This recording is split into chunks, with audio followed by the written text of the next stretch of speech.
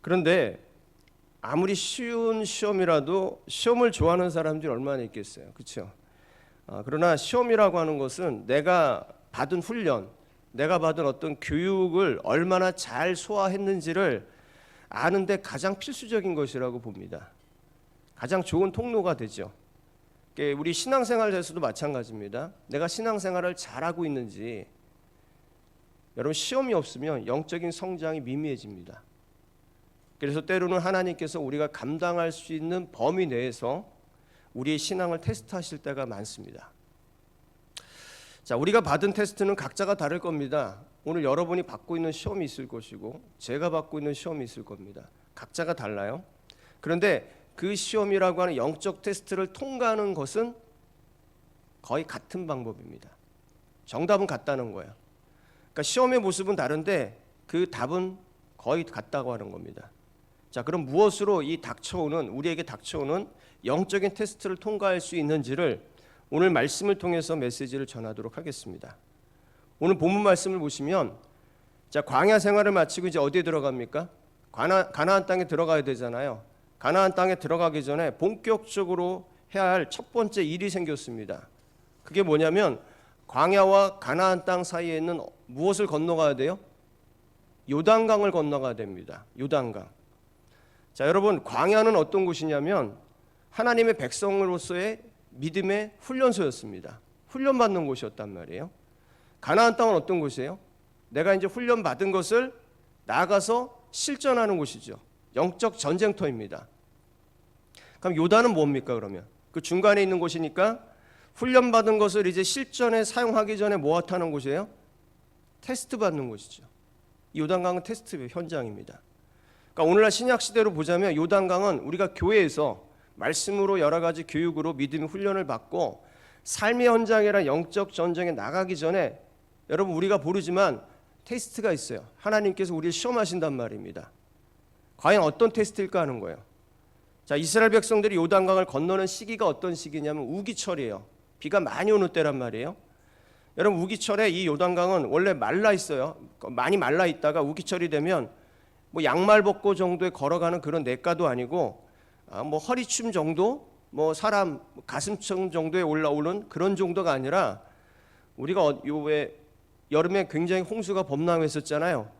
보시면 그 범람한 홍수와 같다고 표현해야지 정확할 정도로 거칠게 강물이 흐르는 때란 말입니다.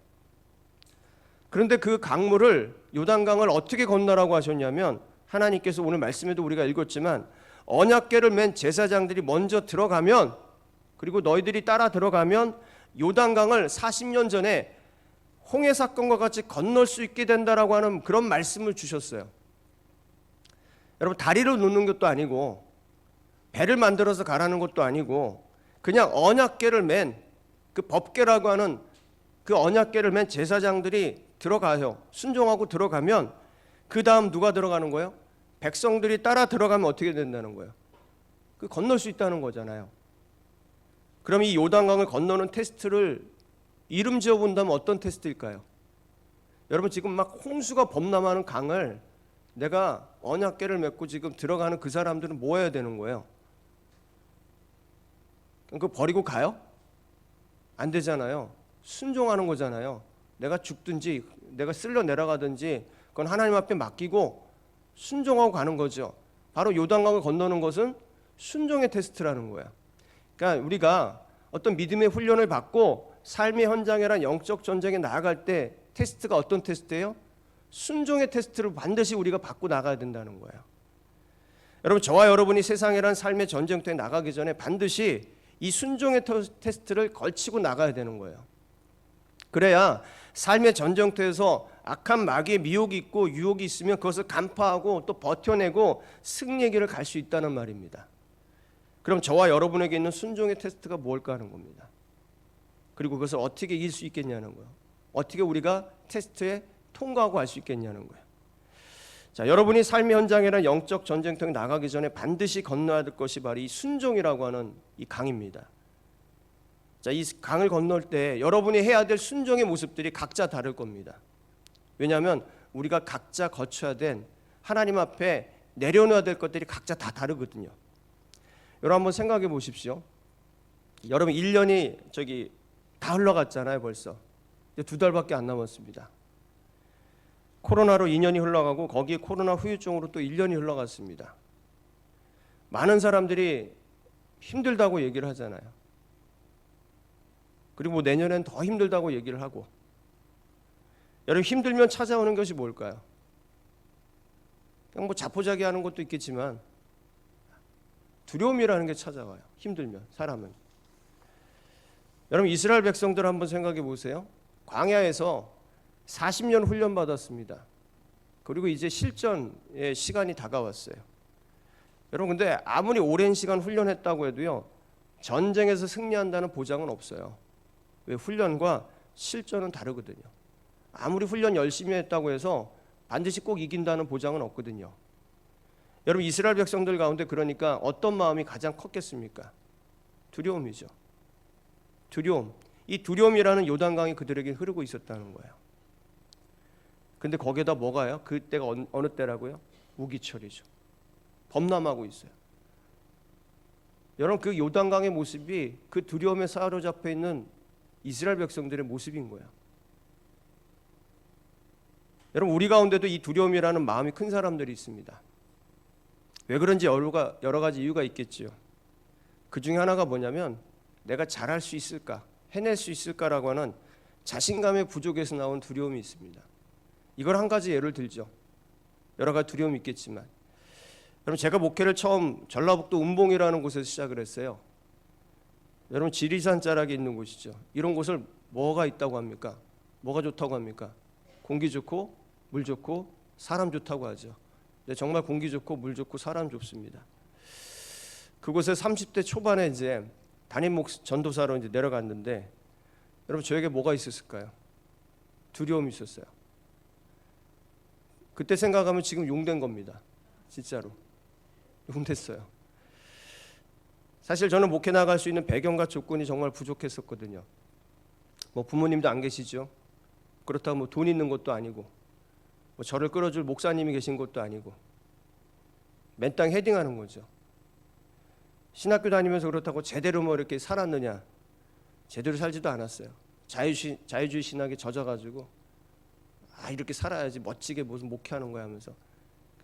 근데 막상 신학교를 졸업하고 나니까 그 신학교 때 자유주의 신학 붙들고 살았던 거 아무 짝에도 소용없더라고요. 그거 붙은다고 뭐 목회 자리가 생기는 것도 아니고 내가 되는 것도 아니더라고요. 근데 나이가 차잖아요. 나이가 차니까 뭐 해야 됩니까? 여러분 나이 찬 청년들 뭐가 걱정해요? 대학은 졸업했고 대학원도 졸업했어요. 뭐가 걱정입니까? 직장인 걱정이잖아요. 가야죠. 저도 마찬가지였어요. 목회 나가야 되는데 주변에서 목회자로 저를 이끌어줄 사람이 없어요. 근데 감사하게도 목회의 길이 열렸어요. 근데 먼 곳이더라고요. 지금은 한 3시간 정도 가나요? 더 가요? 4시간이요? 저기 이제 같은 우리 고향 출신인데 그때는 정말 뭐 산골짜기로 가는데 구름으로 올라가더라고요. 진짜 운봉이었어요. 어쨌든 시작을 했어요, 목회를. 근데 한 번 맛본 두려움은요 쉽게 가시지 않더라고요. 목회 열심을 내야 하는데 늘 힘든 거예요. 매일매일 사는 게 기적이라고 할까요? 정말 어떤 공익 광고에 보면 예전에 1만 원의 기적이라고 하는 그런 공익 광고가 있었어요. 저는 그 기적의 의미를 압니다. 정말 1만 원의 기적이 뭔지. 그 10,000원짜리 하나가요. 우리 결혼 생활했는데 부부를 살리더라고요. 네. 여러분 이 두려움이란 요단강을 건너지 못하니까 어떤 일이 벌어지냐면 삶의 전쟁터에서 제대로 살 수가 없는 거야. 이 두려움이란 요단강 제대로 건너갔어야 되는데 건너질 못하니까 어떻게 될까요? 삶의 전쟁터에 제대로 못 살아요. 그러니까 내 주변에는 아무것도 없죠. 그러니까 이러니까 목회자로 살아갈 수 있을까? 뭐 이런 원망만 들어가면서 목회자라는 사람이 늘 자존감이 없어요. 자신감이 부족해요. 피해의식에 사로잡혀 살아가는 거예요. 그러다 보니까 누구를 원망하게 됩니까? 하나님 원망하게 되죠. 부모님 원망하게 되는 거예요. 살아계시지도 않는 부모님 원망하고 하나님 원망하는 거죠. 여러분, 이 두려움이라는 요단강을 건널 수 있는 길이 뭘까요? 이스라엘 백성들이 지금 두려움 앞에 사로잡혀 있단 말이에요. 하나님께서 여호수아에게 명령한 게 뭐냐면 8절과 11절, 우리 6절에까지 봤으니까 8절과 11절 한번 찾아보세요. 우리 한번 다 같이 한번 읽어봅시다. 8절입니다. 시작. 너는 언약궤를 맨 제사장들에게 명령하여 이르기를 너희가 요단 물가에 이르거든 요단에 들어서서 하라. 자, 11절입니다. 시작. 보라, 온 땅에 주의 언약궤가 너희 앞에서 요단을 건너가나니 그랬어요. 여러분, 언약궤가 뭡니까? 지금 언약궤를 메고 가라고 하잖아요. 그 언약궤가 먼저 요단을 건너야 된다잖아요. 이 언약궤가 무엇을 얘기합니까? 그 언약궤 속에 뭐가 있어요? 하나님의 약속의 말씀이 있단 말입니다. 그 언약궤는 말씀이에요. 하나님의 약속. 그러니까 하나님께서 내가 말씀으로 역사할 거라고 하는 거, 임재할 것이라고 하는 것을 말하는 것이 바로 언약궤인 거예요. 그래서 늘 법궤 위에 하나님께서 임재하시겠다고 약속하셨단 말입니다. 그러니까 여러분, 두려움을 이기는 것이 뭐냐? 지금 언약궤가 앞서가야 된다는 게 뭐냐? 하나님의 말씀 속에서 그 말씀 속에 임재하신 하나님을 체험하라는 거예요. 내가 말씀한 거, 내가 얘기한 거, 나 약속 지킨다. 너희들 나 믿고 따라오라는 거예요. 저도 마찬가지거든요. 자존감이 바닥을 치고 내가 할 수 있을까라는 두려움과 불안, 그 속에서 일어나는 하나님에 향한 불신, 세상을 탓하는 모습들 속에서 무엇을 할 수 있었을까? 무엇을 해야 돼 이걸 이길 수 있을까? 목회자라서 그런 것이 아니라 여러분 모두가 마찬가지인 거예요. 한 가지밖에 없어요. 말씀을 의지하는 것밖에 없어요. 그래서 제가 그때부터 말씀을 주야로 읽었어요. 정말 말씀 많이 읽었어요. 그랬더니 그 말씀 속에서 하나님의 임재하심이 경험되더라고요. 하나님 찾아오시고 자신감도 생기고 내게 있었던 그 상처들이 눈녹도 사라져가는 거야. 저 그래도 지금 많이 용돼가지고 자신감 있어 보이잖아요. 그렇죠? 저 처음 거기 갔을 때요, 제 후배들이 제가 운전을 잘 못하니까 데려갔단 말이에요. 3명이가 같이 갔었는데 제가 수요일날 첫 설교를 했거든요. 거기 아직 부임하기 전인데 그냥 설교를 하러 오라 그래서 했어요. 제가 뭘 쓴 설교를 했는지 모르겠어요. 제 후배들이 그랬어요. 제 학교에서는 잘 나갔거든요. 후배들이 형 솔직하게 얘기하라고 그랬더니 형 걱정된대요. 형 목회 잘할지 걱정된대요. 형 무슨 소리 하는지 우리가 못 알아들었는데 성도들이 알아들었겠냐고. 제가 얼마나 그랬는지. 그런데 하나님 말씀과 그 임재 속에서 자신감도 생기고 상처들이 눈녹듯 녹아져가죠. 두려움이란 요단강이 말라가는 거야. 그런데 이 내 앞에 있는 이 요단강이라는 순종의 테스트가요, 단번에 끝나는 게 아니더라고요. 그 두려움은 끝났어요. 그 두려움은 내가 마른 땅을 건너간 것처럼 됐는데 또 내 앞에 요단강이 있어요. 여러분, 그래서 철로 역정인 거예요. 하나님 나라 갈 때까지는 힘든 거예요. 자신감을 찾고 목회자로서 생기를 찾으니까 그 다음 찾아오는 것이 뭐냐면 체면과 시선이라는 요단강이에요. 체면과 시선. 여러분, 악한 마귀는요 늘 같은 방식으로 우리를 유혹하고 미혹하는 게 아니에요. 이걸 하나 내가 건넜다고 생각하면 자신감을 회복하니까 그 다음에 찾아오는 게 뭐냐면 체면이더라고요. 남들이 나를 어떻게 볼 것인가. 그러니까 두려움이 있을 때도 그 생각 속에 살았지만 이제 그 다른 어떤 생각인 거죠. 그 남들이 어떻게 볼 것인가라는 그 시선이 딱 내 앞에 서 있어요. 요단강이 흘러요. 이 체면과 시선이 지금도 싸우고 있는 것이라고 저는 생각이 돼요. 여러분, 이 체면과 시선을 의식하는 것은요 결국 누가 내 삶의 중심이라는 겁니까? 내가 삶의 중심이라는 거야. 내가 하나님이 아니라 내가 삶의 중심이 되는 거, 뭐 그런 것처럼 하나님이 아닌 무언가가 중심이 돼서 살아가는 것을 우리가 뭐라고 부르죠? 그걸 우상 숭배라고 부르는 거예요. 우상 숭배. 다른 게 우상 숭배가 아니라 하나님이 아닌 것이 앞서 있으면 우상 숭배가 되는 거예요. 여러분, 우상 숭배는 죄입니까 아닙니까? 죄죠. 하나님이 가장 싫어하시는 죄입니다. 이 우상 숭배의 죄를 끊어내지 못한 채 삶의 전쟁에 나간다고 한번 생각해 보십시오. 우리를 넘어뜨리게 하는 일들이 수두룩합니다. 여러분 체면과 시선이라는 이 우상을 붙들고 살면요, 야, 쟤 나보다 학교 다닐 때 별로였는데 어떻게 나보다 저렇게 잘 나가냐는 생각이 먼저 팍 들어요. 야, 저 사람 아무리 봐도 저 자리에 있을 사람이 아닌데 어떻게 저기가 있을까? 집은 몰라도 뭔 좋아야 된다고 요즘에 청년들이, 젊은이들이 그러는다며요. 차는 좋아야 된다며요. 집은 몰라도 차는 좋아야지. 차에서 사발만 먹으면서 그렇게 사는 거잖아요. 내가 체면이 있지 이 정도 대접을 받고 살아야 되겠어? 내 나이가 몇 살인데 지금 이런 취급을 받아야 되냐고. 내가 여기 아니면 갈 데가 없냐? 나를 이렇게 대해? 여러분, 젊은 친구들이나 학생들이 체면이 없을까요? 우리 이 꼬맹이들이나 이렇게 청소년들, 청년들은 체면 없을까요? 시선 두려워하지 않을까요? 여러분, 정말 청년들, 청소년들이 자주 쓰는 말이 뭡니까? 어른들도 쓰지만 자주 쓰는 말이 있잖아요. 쪽팔려 죽겠다는 말. 자주 쓰죠? 아, 쪽팔려 죽겠어.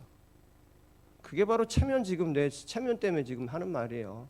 우리 아이들은 체면, 시선 모른다고 하지만 쪽팔려 죽겠다는 말에 지금 내 체면이 지금 깎이고 있다는 거예요. 엄마 쪽팔려 죽겠어 그러지 마. 아빠 쪽팔려 죽겠어 그러지 마. 너 쪽팔려 죽겠어 그러지 마. 제가 막말하는 것 같지만 그게 바로 지금 어린 시절 때부터 우리 가운데 있는 그 체면과 시선인 거예요. 여러분, 이게 나라고 하는 이 존재가 주님보다 늘 앞서 있든, 그럼 이 나라는 존재가 늘 주님보다 앞서면 어떻게 되겠습니까? 영적 전쟁에서 악한 마귀가 가지고 놀기 딱 좋죠. 왜? 나를 추켜 세워주는 거 하나만 던져주면 돼요. 내가 잘 되는 거 하나만 탁탁탁 던져주면 돼요. 미끼 하나씩 던져주면 낼름낼름 먹으면서 그냥 살아가는 거예요. 그러면 우리가 이 나라는 이 존재의 우상 숭배를 어떻게 끊어낼 수 있을까? 이 요단강을 어떻게 건널 수 있을까? 5절 한번 보실까요? 한번 다시 한번 우리 아까 5절 읽었던 5절, 여러분 5절에 한번 읽어볼게요. 시작. 여호수아가 또 백성에게 이르되 너희는 자신을 성결하게 하라. 여호와께서 내일 너희 가운데 기이한 일들을 행하시리라. 아멘. 하나님이 언약궤를 매라고 말씀하신 다음에 하신 말씀이 뭐냐면 성결하게 하라는 거예요. 이게 뭡니까? 하나님 앞에 죄를 다 토해내고 깨끗함을 유지한 채 언약궤가 앞서가야 된다는 거예요. 내가 말씀을 붙들고 사는 데 있어서 뭐가 지금 걸림돌이 되면 안 된다는 거예요. 죄가 걸림돌이 되면 안 된다는 거예요. 여러분, 이 신약 시대를 살아갈 때 성결한 유지하는 게 어떤 걸로만 가능합니까? 우리 주 예수 그리스도의 십자가의 그 복음으로만 가능하잖아요. 여러분, 나를 위해 십자가에서 피 흘려 죽으신 예수님을 바라보는 것, 그것이 나의 체면, 나의 두려움, 세상의 어떤 죄들 가운데 살아가는 이 부끄러운 죄의 모습들을 끊어내는 것입니다. 주 예수의 그 십자가 앞에서 여러분, 우리 자신을 섬겼던 우상을 끊어내고 그 어리석음과 죄들을 회개해야지만, 그리고 그 딸려오는 죄들을 다 마찬가지로 회개하고 토해내야지만 우리가 그 요단강을 건너서 삶의 전쟁터에서 승리할 수 있다는 거예요. 여러분, 지금 우리 안에는 죄가 있어요. 우리 안에 죄가 있어요. 여러분, 우리 안에는 하나님 불신하는 죄가 있습니다. 여러분, 우리 안에는 미움과 비방의 죄가 있습니다. 여러분, 우리 안에는요, 남을 무시하고 내리 깎아내리는 죄가 지금 있습니다. 여러분, 우리 안에는 지금 속이고 거짓말하는 죄가 있습니다. 여러분, 우리 안에는 나만 잘 되면 된다는 욕심이 지금 있어요. 여러분, 우리 안에는 보니까 남 탓만 하고 세상 탓만 하면서 게으름과 태만의 죄에 빠져 있어요. 여러분, 우리 안에는 음란에 중독되어 있는 죄가 있어요. 우리 안에는 지금 쇼핑에, 게임에, 미디어에 중독되어 살아가는 죄가 있습니다. 여러분, 지금 이 안에는, 우리 안에는 사춘기라는 핑계로 부모님을 함부로 대하는 죄가 있습니다. 여러분, 우리 안에는 지금 내가 부모라는 이유로 자녀를 내 소유된 것처럼 함부로 하는 그 죄가 흐르고 있습니다. 여러분, 주의 몸된 교회를 섬기지 못하는 죄가 있습니다. 예수님을 믿는다고 하면서 세상의 것을 다 너무 사랑하고 붙잡으려는 죄가 지금 흐르고 있습니다. 여러분 여기 우리 안에 있는 지금 이 죄에 있는 이 죄들을 여러분 어떻게 해야 됩니까? 이 모든 죄들을 예수 그리스도 십자가 앞에 가서 깨끗하고 씻어내야 되는 거예요. 그래서 우리가 예배 가운데 나오는 거예요. 이 예배 가운데 나와서 그냥 내가 예배 드렸다는 그 만족으로 돌아가는 게 아니라 하나님 말씀 앞에 서고 그 말씀을 의지하고 또 내 속에 있었던 죄들을 하나하나 다 토해내고 깨끗하게 성결하게 되어서 삶의 전쟁터로 나가서 싸워도 그 전쟁터에서 악한 마귀에게 정말 힘들 때가 있는데 그대로 죄를 가지고 나가요? 그럴 수는 없다는 거예요. 이런 질긴 잡초처럼 뽑아도 다시 나오는 이 자아숭배의 죄, 그리고 여탄 하나님 앞에 있는 우리의 죄들을 다 끊어내지 않고서는 악한 마귀의 매혹을 이길 수 없다고 하는 것을 여러분 기억하시길 간절히 소망합니다. 말씀을 정리하겠습니다. 자, 여러분 오늘 여러분은 말씀으로 여러분의 영혼을 단련한 겁니다. 훈련했어요? 예배가 그런 것이죠. 그럼 이제 말씀으로 훈련하는 것을 테스트하고 여러분 삶의 현장으로 나가야 된다고 했죠. 그럼 이 테스트는 어떤 테스트예요? 순종의 테스트예요. 여러분이 건너야 될 그 요단강은 순종의 테스트입니다. 각자의 여러분이 순종해야 될 어떤 삶의 어떤 모습들은 다르겠지만 정답은 똑같아요. 제가 두 가지 얘기했죠. 뭐였습니까? 하나님 말씀에 철저하게 순종하시기를 바랍니다. 두 번째는 하나님보다 더 사랑한 것이 있다면 그것은 죄입니다. 그 죄를 십자가 앞에서 끊어내야 합니다. 정리하면 말씀의 순종과 죄를 끊어내는 것, 이 두 가지 테스트를 거치지 않고 영적 전쟁을 하는 것은 달걀로 바위를 치는 것과 똑같은 것이고, 뱃속에 음식을 잔뜩 먹은 채 100m 달리기 전력 질주하는 것과 똑같은 거예요. 여러분 해보셨어요? 음식을 이빠이 먹고 100m 뛰어보셨어요? 잘못하면 죽습니다. 이 속에 죄라고 하는 것들, 하나님 불신하는 것들을 잔뜩 이 속에 채워놓고 세상을 향해서 뛴다고요? 여러분 두 눈에 안대를 가린 채 세상을 향해서 가는 겁니다. 그러므로 이 시간 우리가 찬양하고 기도할 텐데, 찬양하고 기도할 때 말씀 앞에 순종하고 죄를 끊어낼 수 있도록 간절히 구하는 저와 여러분이 되기를 주님의 이름으로 간절히 축원합니다.